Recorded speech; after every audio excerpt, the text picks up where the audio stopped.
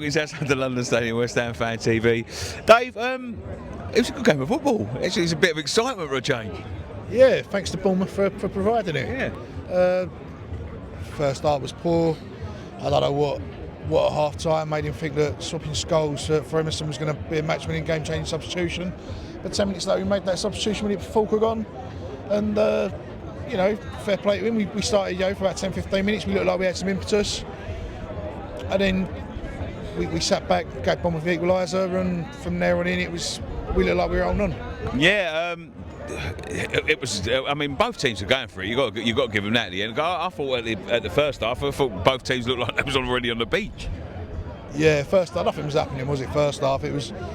I don't recall any chances apart from the goal. Let me say this about Fulcrook. Come on, I think he changed the game. Oh, he did. He did. The frustrating thing though is that at half time he takes Scholes off, and Scholes' strength is crossing. Like Ollie Scholes, superb cross for the ball. And the one thing we've not given Scholes really is any minutes with Fulcrook where he's got a target man he put crosses in too. Yeah. The change to make at half time, I thought that would have changed it was bring Kudus off. I thought Soler give us a bit of legs in midfield as well.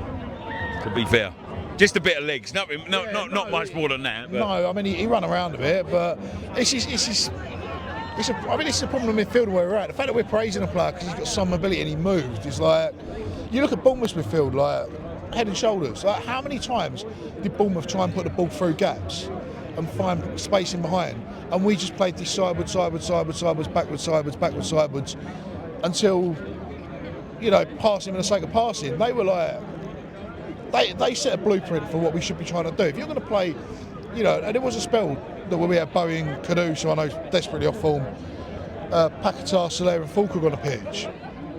We should have been looking to try and get the ball behind. We should have been looking like try and play on the front foot. We shouldn't have been trying to sit as deep as we were. Yeah, I do agree. What do we do with the rest of the season? I mean, there is a balance there somewhere because that is a bit better than what we've seen lately. It is. I would like to see something different. I would like to see. I'd like to see Lewis Orville get a game next week at Liverpool. If we're going to bring Mavropanos up the pitch for 10 minutes, off the bench for 10 minutes, I'd like to see Calum Casey come up the bench for 10 minutes, and I'd like to see something change. I want something to get excited about because at the moment, this is the same tired flops that have carried us through the season to 16th, probably about 3 points clear of Wolves now. I just want to see something I can get excited for the next season because I've said this. Consistently, I think this is a pre-season. I mean, this has always been a pre-season on par. I think we do need to have one look. His tenure really starts next season. He's done the job of keeping this up. Is he giving you any confidence? Over Lopetegui, probably. Over Lopetegui, yeah. I mean, look, I'm not. There's far too many people. I think that are watching games on Fire Sticks and then commenting onto YouTube and Twitter Spaces, breeding negativity. And I'm not going to be. I don't think that's me. I mean, it's hard at the moment. He's still working with Lopetegui's squad. I still think you've got to wait till the summer.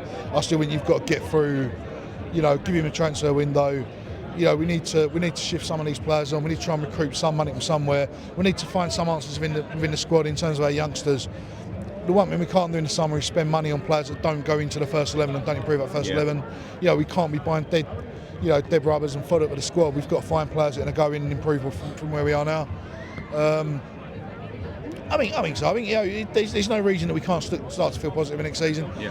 But he's got to find a way of playing. He's got to find something from somewhere that's going to get people a little bit excited. And at the moment, it's really difficult when you're going back 4, back 5, back very midfield 3, midfield 4, and you're watching wide men up top with no height, and then you see Fulcrook coming.